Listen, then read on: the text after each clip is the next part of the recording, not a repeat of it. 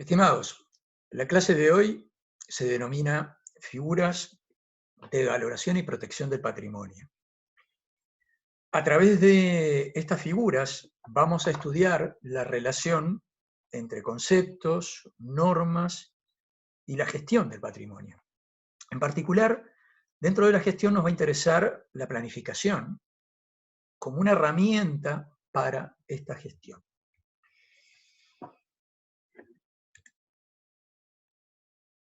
Lo primero a tener en cuenta son los conceptos que sustentan toda la acción. Y el primero de ellos que nos interesa detenernos es el de diversidad.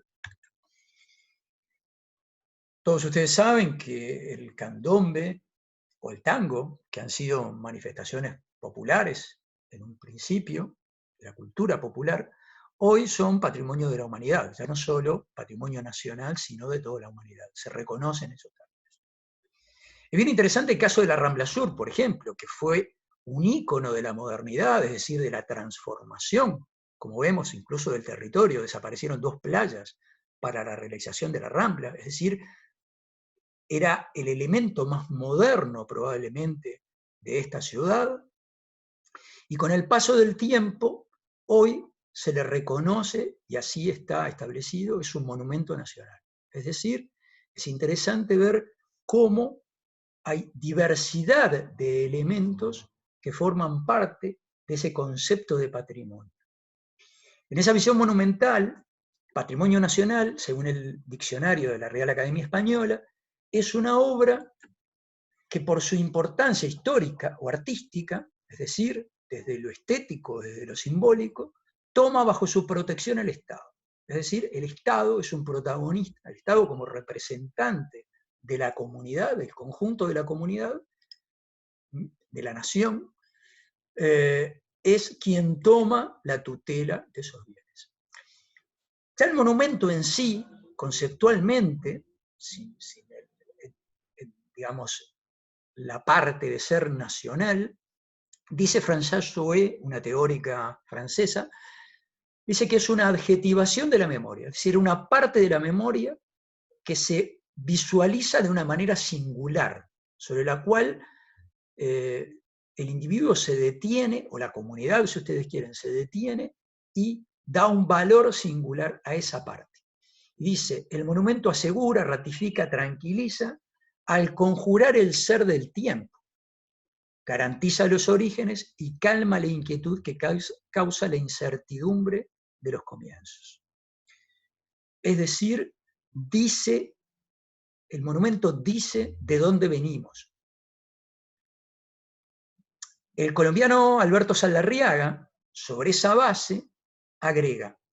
cada generación aporta y elimina algo. Es decir,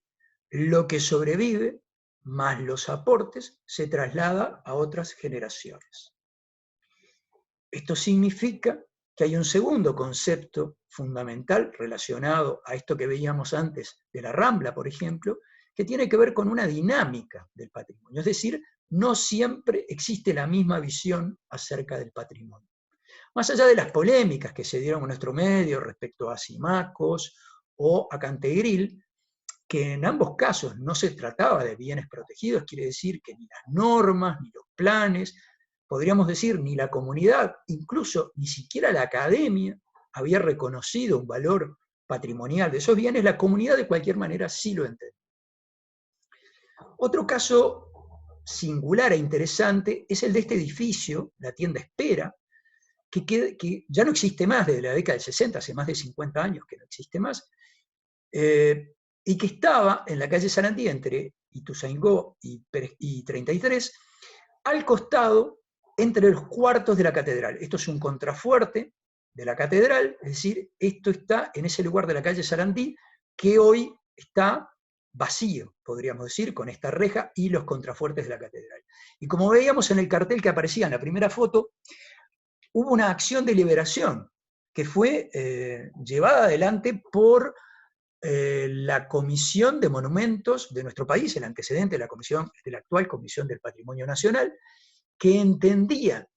que el monumento, en este caso la catedral, tenía un añadido indeseable, unos edificios parásitos ahí en el costado, y que por lo tanto el monumento debía ser liberado de esos agregados indeseables y por lo tanto demolidos. Y así se hizo en la década del 60, se demolieron esos edificios y se generó este espacio que estamos viendo. Lo cual incluso en las concepciones actuales del patrimonio,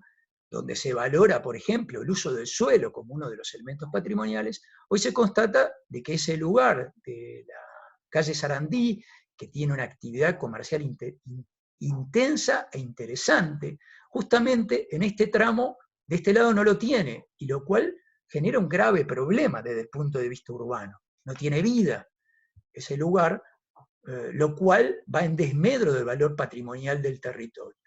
Quiero decir, fíjense ustedes lo interesante. No se trata de juzgar con el diario de hoy lo que sucedía hace medio siglo, pero lo interesante es ver cómo cambia el concepto de patrimonio y cómo en determinado momento para las personas que llevan adelante esta idea, ciertos conceptos son los válidos y luego ese pensamiento se supera y se transforma, se modifica. Otro caso interesante es el del Mercado Central. Esta imagen que estamos viendo es del viejo Mercado Central, que quedaba detrás, exactamente detrás del Teatro Solís, que, digamos, sustituyó a la Ciudadela como mercado, y que también a mediados de la década del 60 se entendió que ya no podía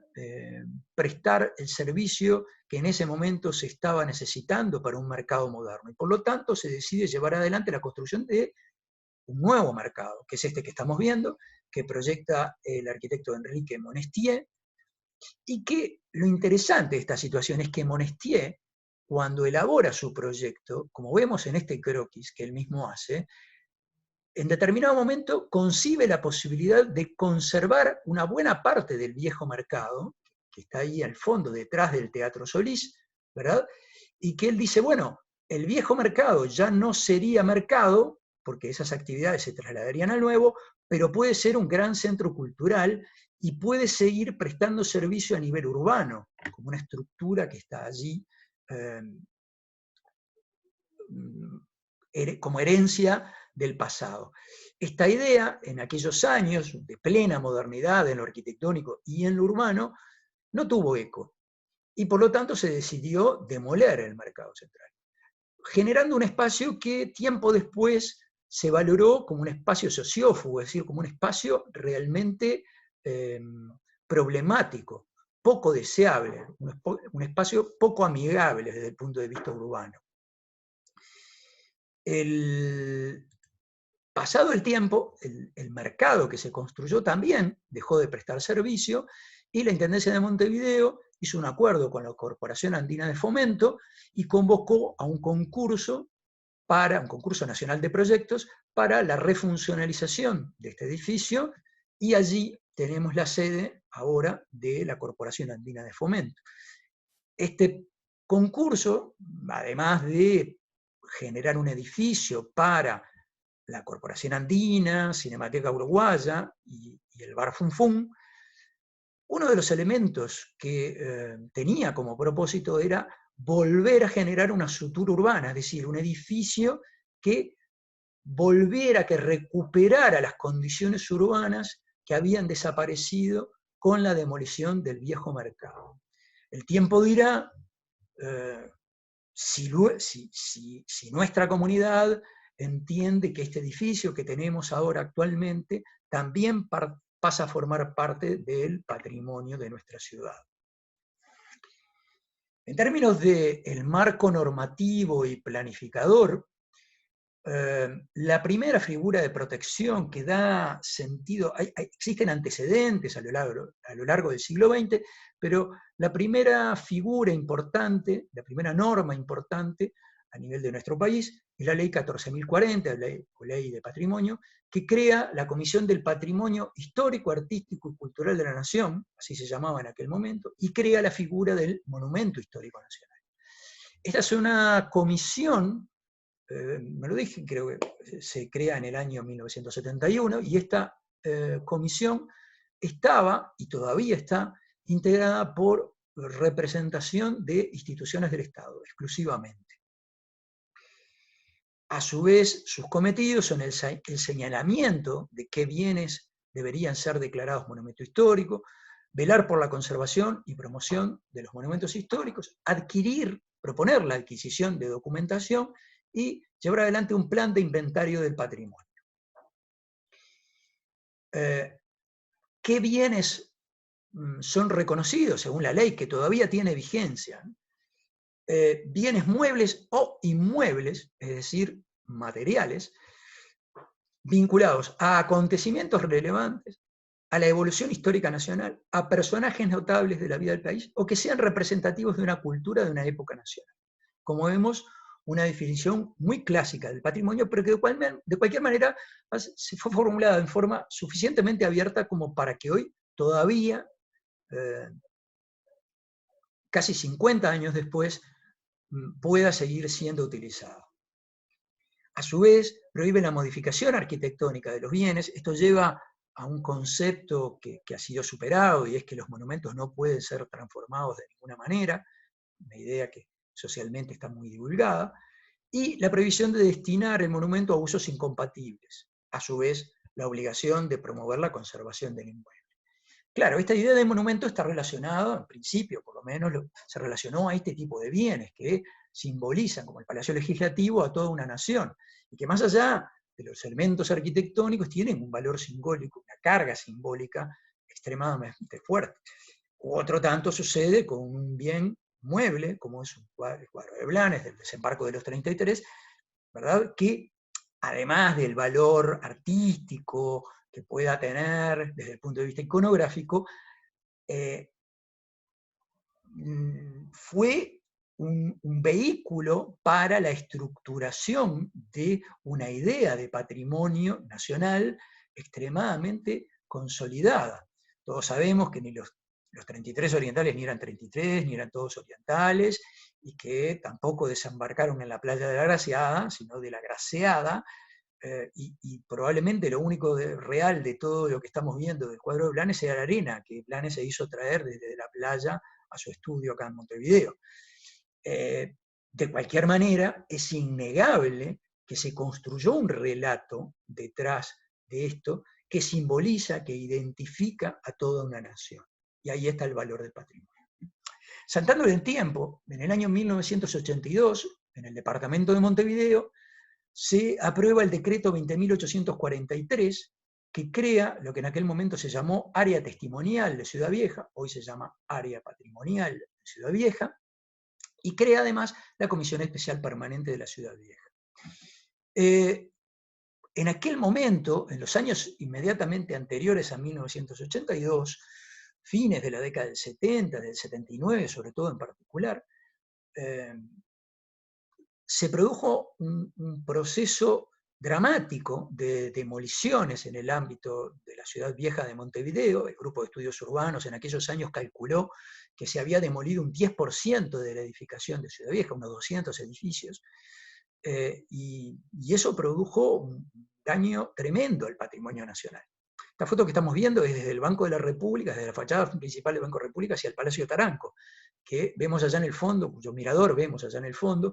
y todos esos baldíos que estamos viendo en la manzana que hay entre el Banco República y el Palacio Taranco siguen estando hoy. Es decir, esas demoliciones han tenido un enorme peso a lo largo del tiempo, pese al tiempo transcurrido y todas las acciones llevadas adelante. En este proceso, un grupo privado de ex profesores de la Facultad de Intervenida, estudiantes y arquitectos, el Grupo de Estudios Urbanos, denuncia esta situación a través de un audiovisual que se llamaba Una ciudad sin memoria, publica ese audiovisual y hace que la sociedad reflexione acerca de la pérdida que se está produciendo y de la necesidad de conservar y valorar el patrimonio. A su vez también plantea en el siguiente libro, La Ciudad Vieja de Montevideo, propuestas para la gestión de ese patrimonio, como por ejemplo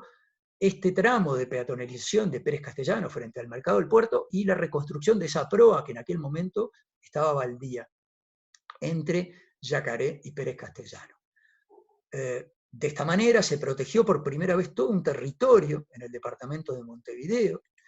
Se creó, como dije, la Comisión de Ciudad Vieja, que además, frente a la Comisión del Patrimonio, tenía una integración de organismos públicos, como el Ministerio de Educación y Cultura o el Instituto de Historia de la Facultad de Arquitectura, pero también privados, como la Sociedad de Arquitectos del Uruguay, y con el paso del tiempo, los vecinos, la Asociación de Promotores Privados de la Construcción, etc. En los primeros años, justamente, se tomaron esas ideas que había promovido el Grupo de Estudios Urbanos. Efectivamente se hizo la peatonal Pérez Castellano, la primera que hubo en nuestro país, en el año 1983, se reconstruyó la proa, se construyó ese edificio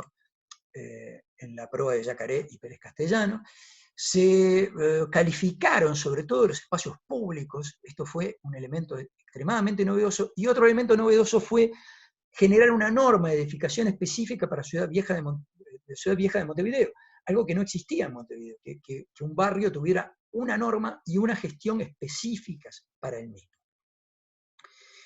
En esos años, además, en el ámbito de lo que estaba comentando, de los espacios públicos, esta es una foto de la calle Sarandí, entre Juan Carlos Gómez y Bartolomé Mitre, al costado del Cabildo, se peatonalizó, se continuó adelante con la tarea de peatonalización de la Ciudad Vieja.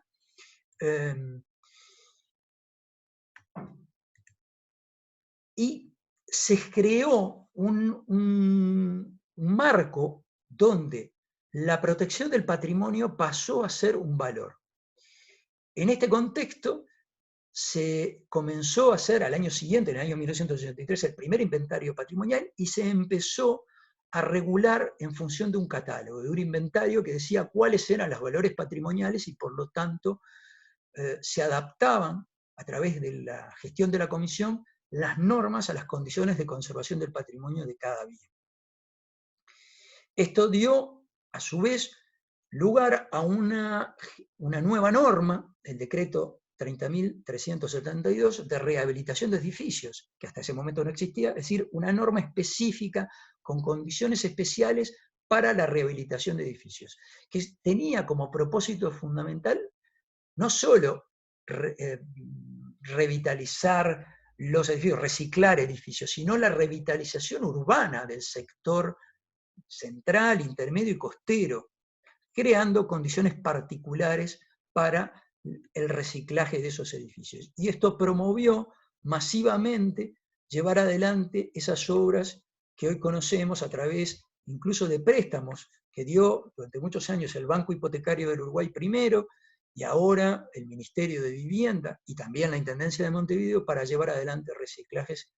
ya no solo en la Ciudad Vieja, en Montevideo, que fue el primer lugar inicialmente, sino que se han ido extendiendo por toda la ciudad y el país.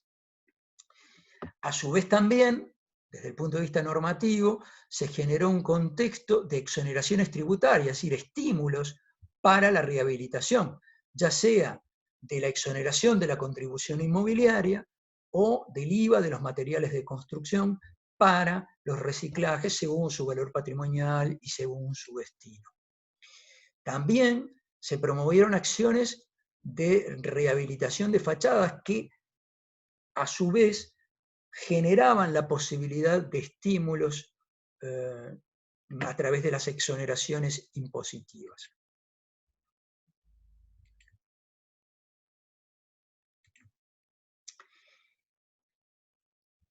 Finalmente, en el ámbito departamental, desde el punto de vista normativo, si bien se han promovido muchas normas más,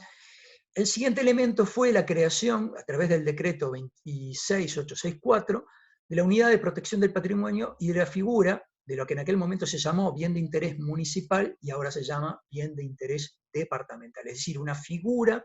de protección patrimonial, pero ya no solo a nivel de la Ciudad Vieja, sino de todo el departamento de Montevideo. Lo cual ha creado un sistema patrimonial de Montevideo, donde cada vez más han ido apareciendo áreas patrimoniales. Hoy Montevideo cuenta con 10, bienes protegidos, Montevideo cuenta con 5.000, monumentos departamentales, bienes de interés departamental, 350,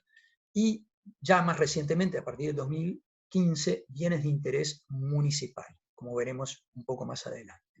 Desde el punto de vista de las figuras de planificación, el primer gran elemento a considerar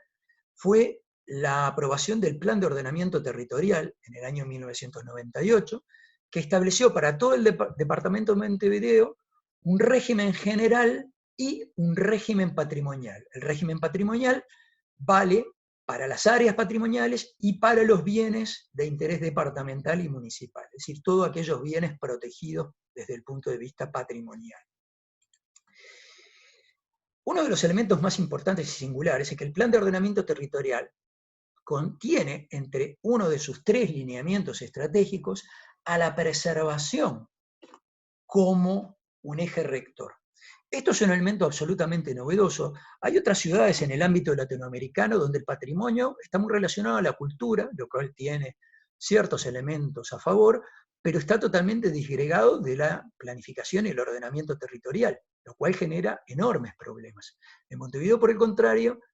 la protección y la gestión del patrimonio están plenamente integradas al ordenamiento del territorio. Como decía, la planificación urbana que rige a todo el departamento de Montevideo tiene como uno de sus lineamientos estratégicos la preservación del patrimonio, habiendo creado el régimen patrimonial de Montevideo. Esto, en definitiva, como decía, con el antecedente de la Unidad de Protección de Patrimonio, generó un sistema patrimonial de Montevideo. Es decir, partimos del año 82, de aquella visión de la ciudad vieja como centro histórico protegido, a un conjunto de bienes diversos que han ido creciendo. La última declaratoria de un área patrimonial es 2015, que fue el eje 18 de julio. Como dije, tenemos 10 áreas patrimoniales en Montevideo,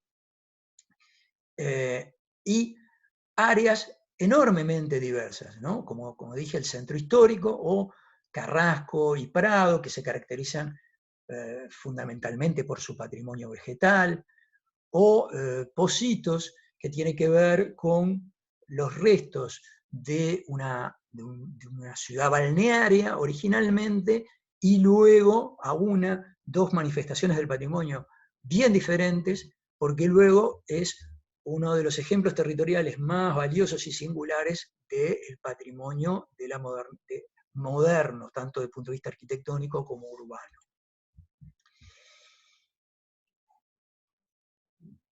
La Ley de Ordenamiento Territorial, aprobada en el 2008,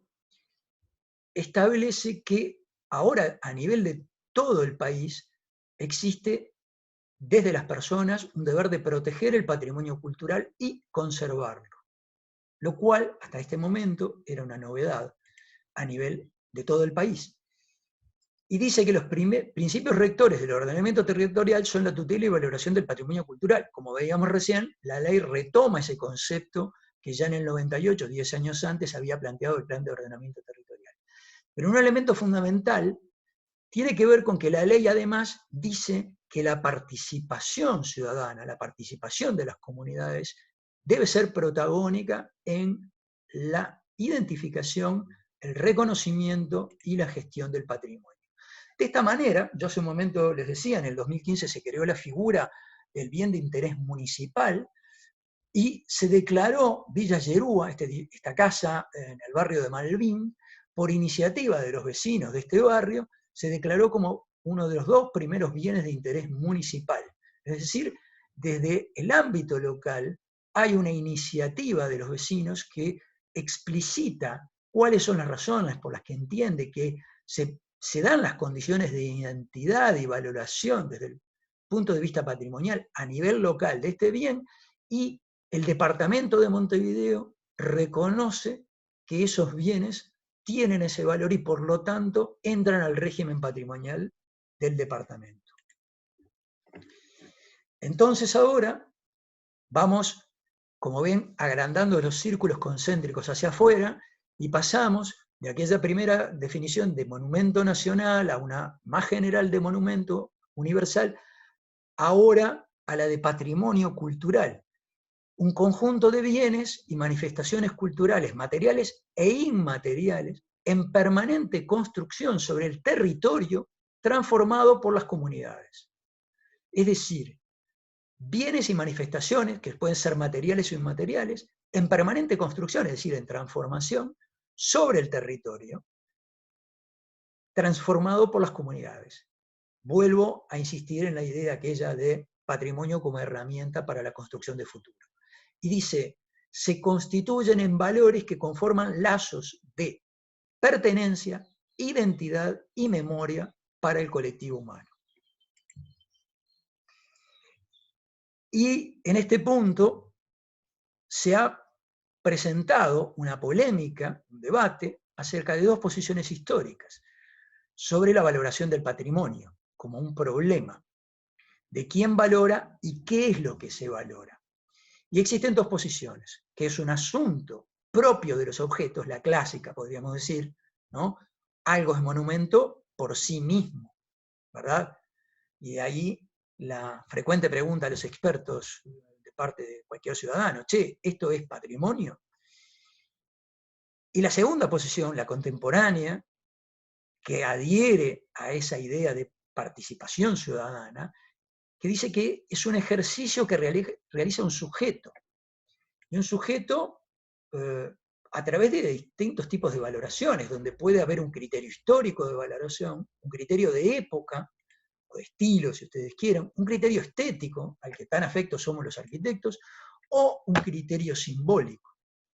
es decir, que tiene que ver con los sucesos que en ese lugar o en relación a ese bien se han producido. Y esto tiene que ver con una tríada fundamental en esta de si es una condición de los objetos o es un ejercicio que hacen los sujetos, que relaciona al objeto, cualquiera sea, la arquitectura, el sitio, el paisaje, cualquier bien, los sujetos, que puede ser un individuo, un especialista, lo que se conoce como el saber experto, una institución organizada, o la colectividad organizada, los vecinos, como veíamos recién, del barrio Malvin, y el contexto sociocultural y territorial en que se realiza la valoración. Es decir, hoy se entiende que el patrimonio, una valoración, la identificación y valoración del patrimonio, surge de, si ustedes quieren, la ecuación que se forma con estas tres variables. Eso significa que no necesariamente todos los sujetos valoramos los mismos objetos y ni siquiera que los mismos sujetos valoramos esos objetos si el contexto cambia. La segunda de las herramientas que nos interesa ahora observar es derivada del plan de ordenamiento territorial, fue el primer plan de un área patrimonial que fue el Plan Especial de Ciudad Vieja. Un plan que se le visualizó como un instrumento político, obviamente no de política partidaria, sino una herramienta de planificación política en el sentido de que se trata no solo de una serie de determinantes que los técnicos elaboramos, sino sobre todo se transforma en un pacto que toda la sociedad acuerda para llevar adelante, para dirigir la gestión de un territorio. El plan de Ciudad Vieja, en particular, es exactamente eso. Es decir, es el pacto que la sociedad se da para decir cómo debe evolucionar la gestión de la Ciudad Vieja. Y obviamente, en su carácter más tradicional, también como instrumento técnico. Pero en ese sentido, como instrumento técnico, nos ofrece un desafío, y acá usamos dos imágenes, de mirar el territorio, pero mirarlo innovadoramente, no solo desde donde estamos acostumbrados, como esta visión de la calle Sarandí hacia la Escollera, sino en esta probablemente inusual, mucho menos frecuente y a la vez menos interesante o menos atractiva, que es desde la Escollera hacia la Ciudad Vieja, que es un símbolo de esa idea de que el plan tiene que ser una posibilidad de revisar todos los preconceptos que tenemos, y en particular el concepto de patrimonio que estamos manejando. Es fundamental esto para que las herramientas técnicas no sean una mera aplicación de tratados, sino que sean la determinación de adecuados instrumentos, de adecuadas herramientas para una innovadora gestión del territorio. El plan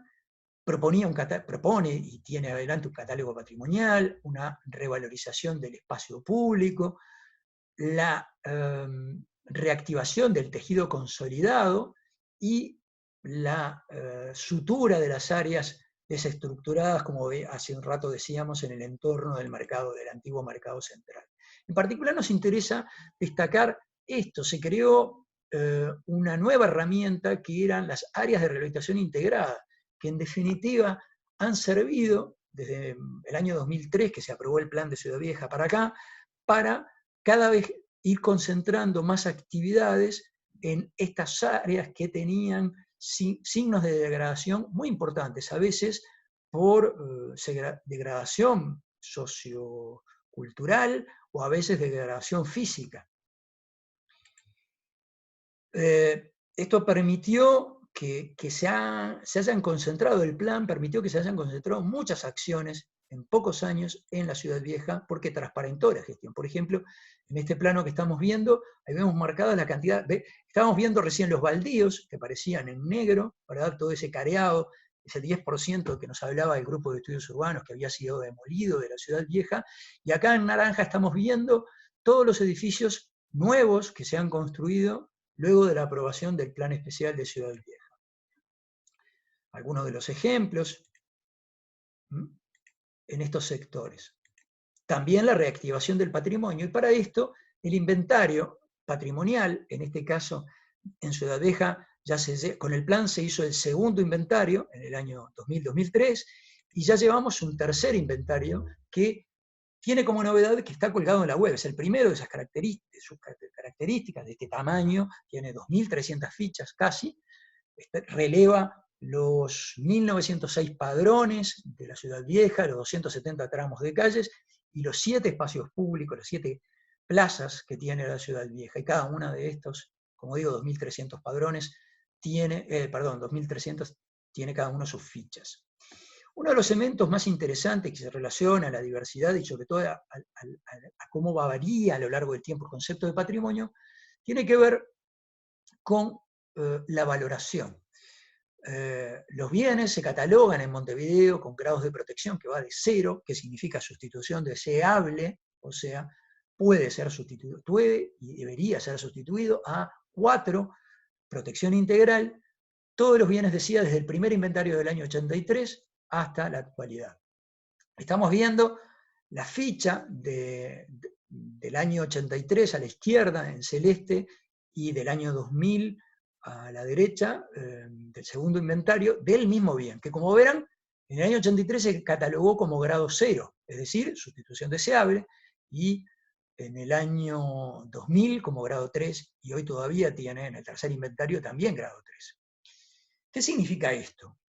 Significa nada más y nada menos, se trata de un edificio que se conoce como Palacio Piria, edificio Palacio Piria, entre ID3, entre Sarandí y Buenos Aires, y sucede que este edificio tenía condiciones que en el año 83, por el tipo de concepto de patrimonio que en aquel momento se manejaba, que fundamentalmente entendía que los edificios de gran altura, y este tiene el doble de la altura del resto de los edificios del tramo, no eran deseables, y a la vez incluso no existía una adecuada valoración, podríamos decir existía una valoración negativa del Art Deco en aquel momento, hacía que este edificio hubiera sido catalogado con grado de protección 0. No es el único caso. Varios edificios que tenían estas características fueron valorados muy negativamente en el inventario del año 83. 20 años después, revisado los conceptos, desde la misma academia, y lo más interesante, con la participación de muchos de los protagonistas de aquel primer inventario que evolucionaron en su pensamiento, hicieron que, como decía, 20 años después, cuando se hace el segundo inventario y se ratifica el tercer inventario, este edificio se catalogue muy superiormente, porque ya los elementos que se habían valorado negativamente se habían mediatizado, y en definitiva los elementos que se habían investigado y puesto en valor ahora eran los más relevantes. Como decía además, este inventario se puede acceder desde la web. Los edificios de más alto valor patrimonial de Ciudad Vieja cuentan con una placa, con un código QR, lo cual permite que desde la propia fachada del edificio, con un teléfono inteligente, se pueda acceder a la ficha de ese bien, desde ahí a todo el inventario patrimonial, desde ahí al plan de Ciudad Vieja y al sistema de información geográfica de Montevideo, es decir, permite la total conectividad del sistema. Segundo elemento que interesa del plan de Ciudad Vieja fue aquella política del espacio público que había comenzado tímidamente con la Comisión de Ciudad Vieja, el plan la impulsa. A tal punto esto es así que esta es una foto de la calle Bartolomé Mitre, en esos primeros años de la década del 2000, se puso un lugar que de noche prácticamente no tenía vida, se puso como un lugar de moda. Y pasó que el propio impulso de la gente hizo que se siguiera adelante con la política de peatonalización. Estamos viendo un tramo, en la foto anterior veíamos el mismo tramo de la calle Sarandí,